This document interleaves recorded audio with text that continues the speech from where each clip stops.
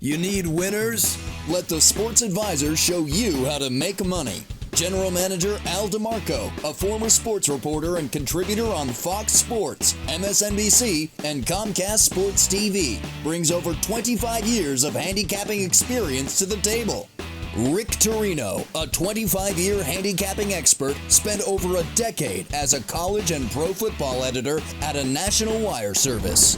Together, they are the Sports Advisors, your number one source for winners. Week 6 of the college football season is upon us, and we've got 7 plays that we absolutely love here for this Saturday card. We're going to break them down from every which way but loose. And guys, I'm Al DeMarco along with Rick Torino. And these games, as usual, we pick the games we want to discuss, but we never actually discuss them until the cameras go on and we start recording this show for you.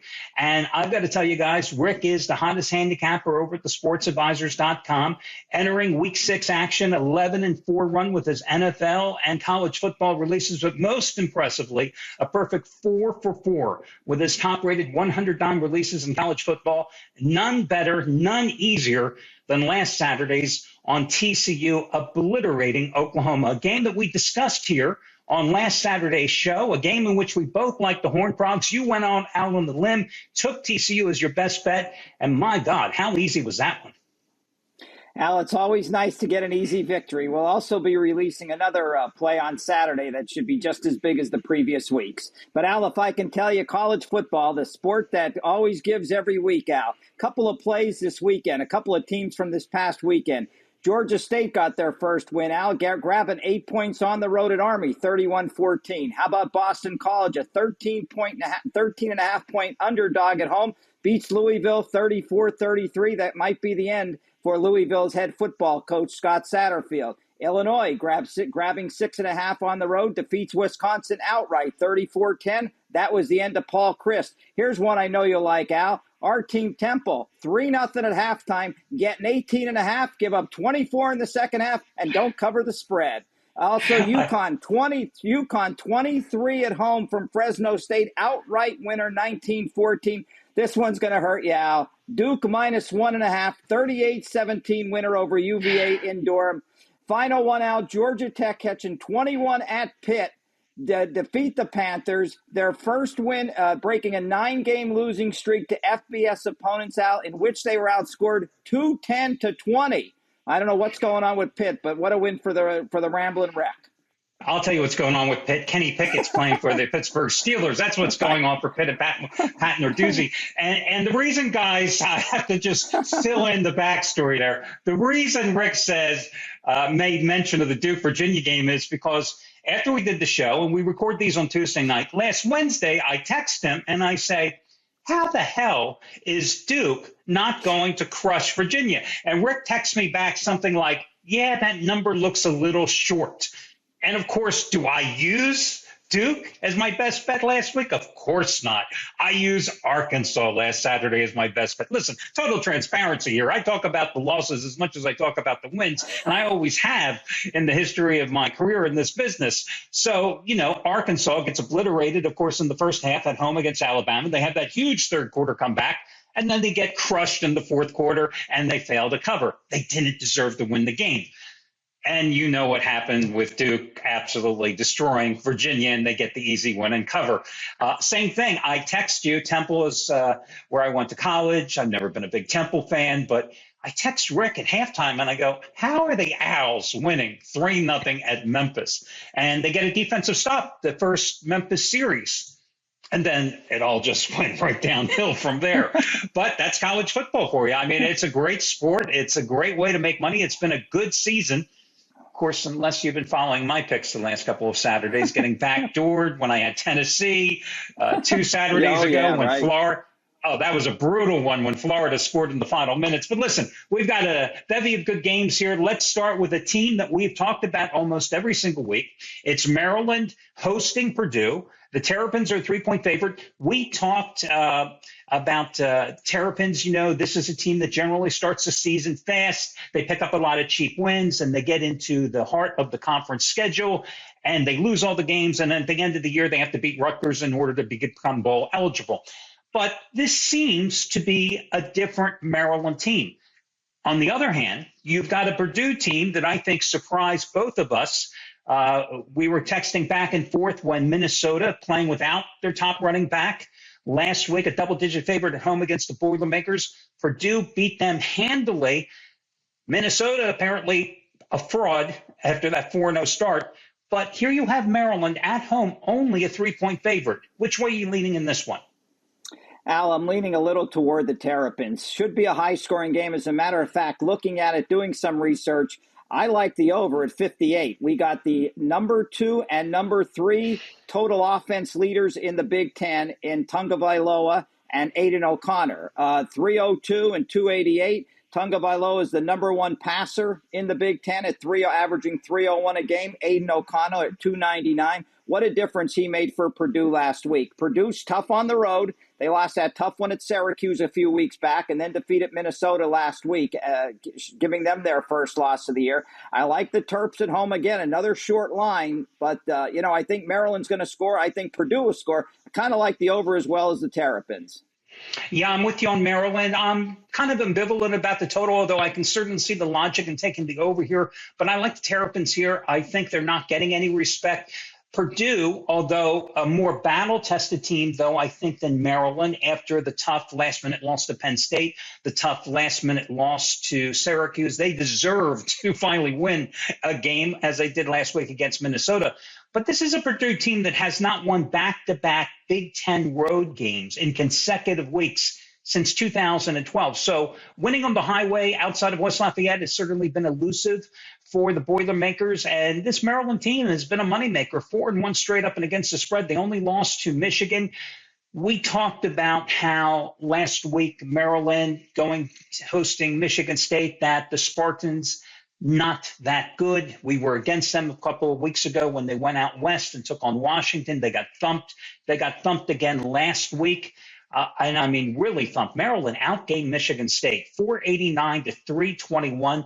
Terrapins offense, 10 for 20 on third and fourth downs. Yeah, Mel Tucker, they are really rethinking that multi-million-dollar big bucks contract they gave him in Spartan land. But I'm going to go with Maryland. They're on a 9-4 ATS roll at home, and I think Maryland's a great play here. And again, that line's sitting at 3. Anywhere between 3 and 4.5. I am always buying down the half point on the favorite. Again, I may be preaching to the choir because some of you will never buy into that.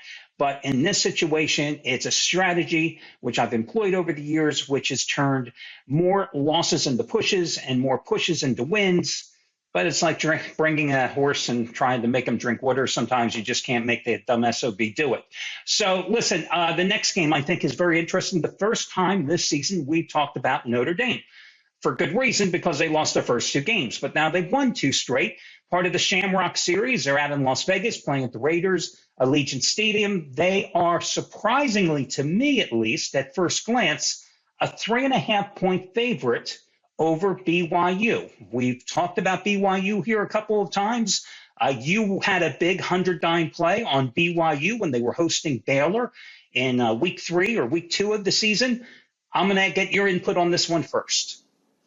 Well, Al, I don't know. This game just not getting much of a feeling for it. It is the Shamrock Series. Notre Dame will be donning their all-white uniforms, ice uniforms that they'll be wearing out in Las Vegas. And a great crowd because Notre Dame travels. BYU so close to Vegas. This is a series that Notre Dame's 9-0 in. Some of the other venues have been Yankee Stadium, Fenway Park, Soldier Field. It's all, everybody wants to see Notre Dame. New York, wherever they go, San Antonio, wherever Notre Dame goes, Pete, that place will be sold out. I don't know, Al. I'm shaky of Notre Dame's offense. Really, when you look back at that Cal game, they were lucky. That kid almost had that ball in the end zone at the end of the game. Notre Dame doesn't have many offensive weapons, except the one weapon I consider they do have is the big tight end Michael Mayer, who probably will be the best offensive player for Notre Dame on the field. 22 for 233 yards this year, 3 touchdowns. Drew Pine gets the start, 567 yards. And, of course, Jaron Hall for BYU is an exceptional athlete. He'll give Notre Dame some problems. If I have a slight lean, I guess I got to go Notre Dame. But really, Al, I don't have really a favorite play in this game. Yeah, it is a very, very tough game to handicap. And you're right. Both teams travel well. BYU goes to Las Vegas and will bring a big crowd as well. And I don't know what to make of this Notre Dame team because of the injuries at quarterback with Pine now manning the helm. He had a nice game against North Carolina the last time out, but North Carolina has absolutely no defense. So to say that, hey, this guy had, 289 yards and 3 touchdowns, but big deal. I look at BYU. I'm a little concerned that their wide receiver core is still banged up. One of their top running backs, I don't know if he's going to play this week. And this Notre Dame team, they lost at Ohio State. They lost at home to Marshall. And then beating Cal and North Carolina, not that impressive. I will say that, at least BYU has played some much tougher competition. Beating Baylor at home in double overtime. Going to Oregon, that was a clear letdown situation. I'm inclined at 3.5 to maybe grab the points with BYU, but this is, of the 7 games we decided to talk about today, I think this is definitely the toughest one. So I'm a little in favor of taking the underdog, but sometimes I like to say, the marquee games, the ones that have the most interest in terms of a TV perspective, are the toughest games to handicap, the toughest games to make money on. I like to concentrate the most where the odds makers concentrate the least. This nationally televised game is not one of them. So lean toward BYU, the opposite side of you, but not a game that I would want to put money on. Now, these two teams, this next game, we have talked about repeatedly, almost every single week this season, and we have been on the money with our predictions almost every single week. I don't think we've lost a game involving TCU and Kansas. So here we go. TCU, your best bet last Saturday, a 7-point favorite in Lawrence against Kansas. TCU 4-0, Kansas 5-0. You had the Horned Frogs last week. Are you going to give Sonny Dykes some love again this week? I'll tell you what, Al, this is a great story in Kansas. Game day there for the first time ever. So Lawrence will be just rock chalking all Saturday leading up to kickoff. Nationally televised game. Kansas now in the top 25. I believe they came in at 19. TCU at 17. Al, just think this one in. Ready? Since 2002, Kansas is 8-206 against the Big 12. Let that one sink in for a little. 8-206 versus Big 12 opponents since 2002. But, and believe it or not, they've covered the last 8 games dating back to last season. They're on an 8-0 run. But, Al, I watched TCU last week against Oklahoma. They were very impressive. A lot of athletes on offense, wide receivers. Dugan is really playing well. One of the top 5 quarterbacks in the country, at least in my estimation. Looks really well. I like the line, Al, when it was at 5. I'm going to still surrender those 7 points. I got to take TCU. I watched Kansas. Iowa State really shut down the quarterback, Jalen Daniels. He's their offense. Watched a lot of the Kansas game, Al, and I was not impressed with their offense. Glad they won, but realistically, Al, they probably shouldn't have won since Iowa State did miss 3 field goals by a freshman kicker, 2 that hit the goalpost, and 1 that was way left at the end of the game to secure the victory for the Jayhawks. So, Al, I'm going to lean to TCU, laying the 7 points. I'm with you. I like TCU as well. I watched both of those games last week, just like you did. And I was all over Kansas against Duke a couple of Saturdays ago. And I remember watching that game and Duke with their quarterback, Riley Leonard. And Duke is far less talented than TCU. Duke marched up and down the field against that Kansas defense because Leonard was pretty much a one-man show. Threw for 324 yards, ran for 54 yards, and Duke had 463 yards of total offense in that 35-27 loss in Lawrence. And you're right. Last week, Kansas was very fortunate to escape with that 14-11 win against Iowa State. They only had 213 yards of total offense. And Jalen Daniels, first time this season, just had a game, 93 yards passing. And Kansas really couldn't get its running game going either. I think they only had 112 net yards in that contest. I look at what Max Dugan did against Oklahoma, and I've seen what he has done all season long. So when Morris, the guy who started the season for him, not Chad Morris, I can't remember his first name, the coach's son. Chandler, right. Chandler. When he went down with the leg injury, I wasn't all concerned. We talked about it early in the season because I saw Max Duggan play so much last year. I thought he was a better choice for this offense, and he certainly responded, as you said, 75% completions, almost 1,000 yards, 11 touchdowns. But he's got that mobility, too. He's averaging 6.5 yards per carry. He's a big, strong guy. And I think TCU is going to expose Kansas a little bit here. I think the betting public's going to jump all over Kansas and grab the points. So if you're in favor of TCU, I think you wait. Well, of course, we're doing the show on Tuesday night. I think you wait till closer to game time. I think this line may come down to 6.5, may come even down to 6. But either way, I'm buying down the half point at 7 down on TCU, and that's the way I'm going with the Horned Frogs. So we're both in agreement on that one.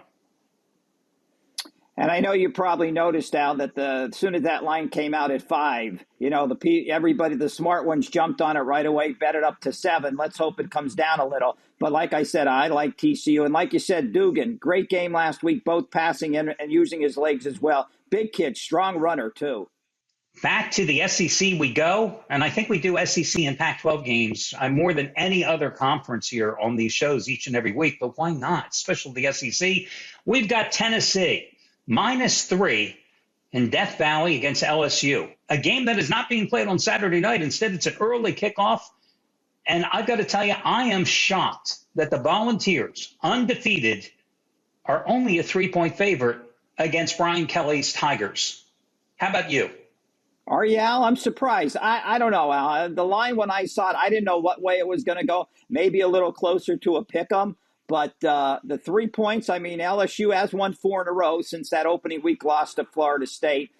Trailed Auburn 17-0 last week, but Auburn's offense and defense is just woeful. But not that LSU did that much. They got a lot of breaks from Auburn. And Tennessee comes in now, first big road test of the year. Now the brutal schedule starts for Tennessee. We got LSU next week, Alabama, and still yet Georgia and Kentucky yet. So we're really going to see what they're made of. The key to the game for Tennessee, obviously, is quarterback Hendon Hooker, who's just been an unbelievable player this year. Should be mentioned as far as a Heisman Trophy candidate. Laying the 3, I don't know if LSU is going to be able to stop that Tennessee offense, but I do have a feeling that Tennessee could stop the LSU's offense. So I'm gonna take a slight lean toward the Volunteers in this one and look for them to get a big road win as they get ready for Alabama next week. This is what I love about the fact, as I told you at the start of the show and every show, that we don't talk about these games in advance. See, I would have thought you, a lifelong Tennessee fan from the 30 years that I've known you, you would have been all over the Volunteers in this spot. I think Tennessee, the best thing going for the Volunteers here is they're coming off a bye week. If this game had immediately followed their big, emotionally draining victory over Florida, a series that had been dominated for a couple of 100 years by the Gators, and I'm embellishing, of course, this would be a prime letdown. But coming off the bye, it gives that program and the players a chance to catch their breath, to reset. Now, they did go and win at Pittsburgh in overtime in a big revenge-fueled situation earlier in their only other road game. As you said, though, big SEC road opener. I have just been not impressed by LSU. The fact that you beat Auburn 21-17, great. But the fact that you fell down 17-0 and you only won because of some ridiculous play calling by Brian Harsin, the Auburn head coach, and your defense allowed Auburn, a team that can't throw the ball, to put up 337 yards through the air. Well, that's all good news for Tennessee as far as I'm concerned. Yeah, I agree with you. I think, it's just something, though, in Death Valley and winning an SEC game and covering on the road for Tennessee in this spot. They haven't found themselves in this spot often as a road favorite, so it's a different spot for them. But I'll agree with you. It sounds like you like them a little more than I do, which is fine with me. Well, it's not like Josh and the Volunteers owe me one after what they did in that last-minute collapse against Florida 2 weeks ago. Oh, my God. The other thing to be aware of, and again, we're doing this on Tuesday night, Jaden Daniels did not play well against Auburn because he came into that contest with a back strain. Then he left the Auburn game because of a knee injury. their passing attack was miserable when he was in and when he was out. So without him being at 100%, I don't see how LSU moves the ball. And I also, just one final note about this line. I think the line is priced this way because of the Brian Kelly factor. Well, Brian isn't down there playing the game. He isn't bringing some of his best Notre Dame teams to play this game either. And you're right, Tennessee, this is not a situation the Volunteers have been in probably for over a decade. So to see them in this unusual spot, laying points in Death Valley, thank God it's not a Saturday night game. That's the best news. This is going to be an interesting game. The Red River rivalry at the Cotton Bowl, Texas and Oklahoma, both teams unranked heading into this annual showdown for the first time since 1998. And Texas is a 7-point favorite. And as we do the show, I can't tell you who the hell's quarterbacking for either team. Yeah, Al, I was wondering if you had any update on Dylan Gabriel, the Oklahoma quarterback. No, okay. I checked earlier today, and right, because he's in concussion protocol. And as of this afternoon, before we went on, I don't know if he's going to be available. But how about for Texas? I mean, Sark is playing it close to the vest. I mean, Hudson Card had that career high 303 yards and 3 touchdowns at 21-27 against Texas Tech. But he may not be starting this week, which I think it would be foolish if they go back to the other guy who hasn't played in, 5 weeks since the Alabama loss? Yeah, I heard that yours should be available. It's just going to be a game time decision, I guess, on who's going to start out.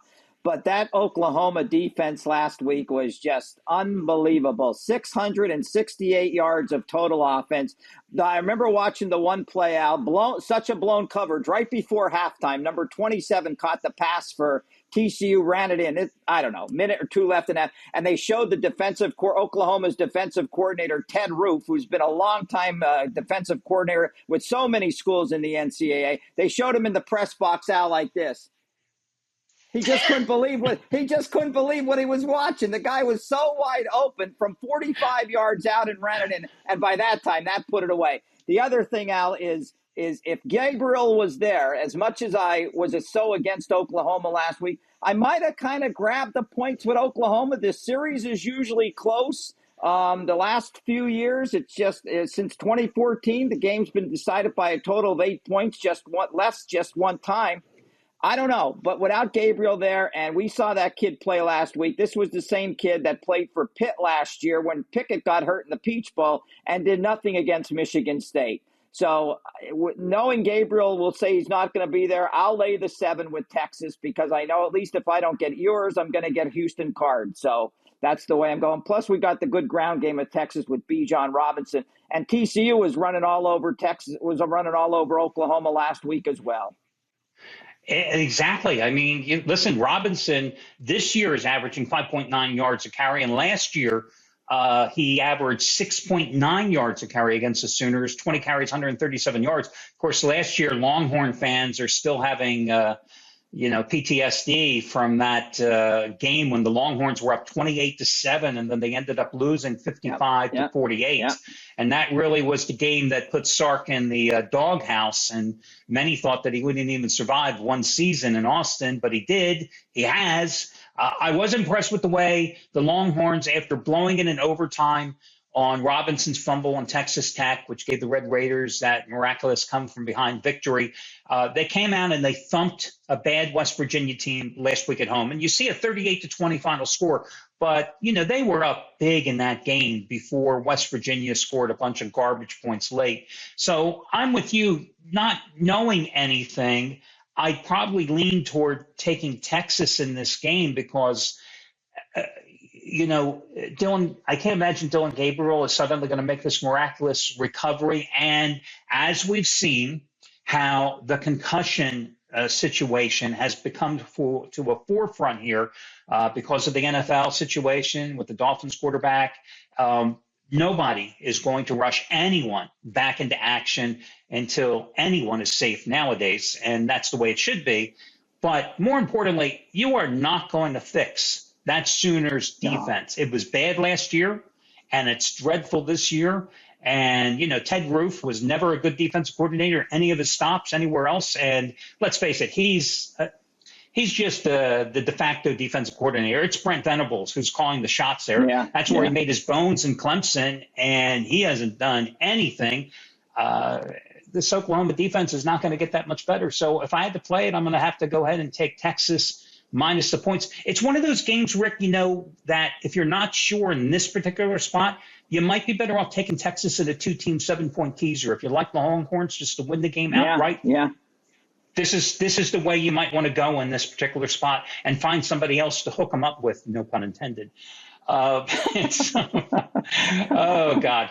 Okay, now let's finish this off with two games, big games, out in the Pac-12. You've got Utah, -4.5 at UCLA. Chip Kelly rolling along, 5-0 start after beating up Washington on Friday night, 40-32, a game where they were up 40-16, so it was never close. Utah, meanwhile, has won 4 straight since blowing it at Florida in their season opener. They dominated Oregon State at home 42-16. We were texting about that game. The Beavers, 4 interceptions, 2 of them in the red zone in that one. So they pretty much gift-wrapped the Utes the victory in that contest. Yeah, this falls into one of my trends with UCLA and Utah. The Bruins snapped an 11-game losing streak to top 15 opponents when they defeated Washington on Friday night. And, boy, they looked good against the Huskies. That's all you heard about was Washington's quarterback, Penix. But, they even mentioned that he was a Heisman Trophy candidate. Well, he had a good game, but that soon went out the door after that game. But UCLA, very balanced attacks. So Zach Charbonneau, the transfer from Michigan, 124 yards last week against Washington. The kid I really like, Al, this kid, Duke transfer, wide receiver Jake Bobo, 6 catches, 142 yards, and 2 touchdowns. 6'5" kid. The NFL scouts are going to discover him soon, but he had a big game. And, of course, you can't forget Dorian Thompson-Robinson, who threw for 315 and 3 touchdowns. First 5-0 start for the Bruins since 2013. I think they have it cooking out in Westwood out there, Al. I like UCLA come on Saturday in the Rose Bowl. The only thing I'm hoping, Al, is that they can fill that Rose Bowl with some crowds like they get in BYU, like they get in Baylor and other, like they got in TCU. That's what I'm hoping for. We'll wait and see on that, though. Well, the Rose Bowl has been such a poor draw for the Bruins here for the last couple of years. They've had the blue tarps and covering most of the upper deck. So the capacity for UCLA football has been capped at like 55 or 57,000 for the last few seasons. They were talking about the fact that after winning Friday night, they may have to remove some of the blue tarps. It's about time, because this seemingly is a damn good team. You're right about DTR, who's been, I think he's going on his 7th or 8th season as UCLA starting quarterback. I'm joking here sarcastically, guys, but off to a nice start, averaging 7.2 yards per carry, hitting 74% of his passes, 11 touchdowns. It's a nice offense. It's not the offense that Chip Kelly ran at Oregon, not even close to that. It's more of a pro-style offense, that he ran with his during his days with the Eagles, let's say. The thing that I don't understand in this game is why Utah is a 4.5-point favorite. I thought UCLA should be favored in this game, or worst case scenario, this should be a pick 'em.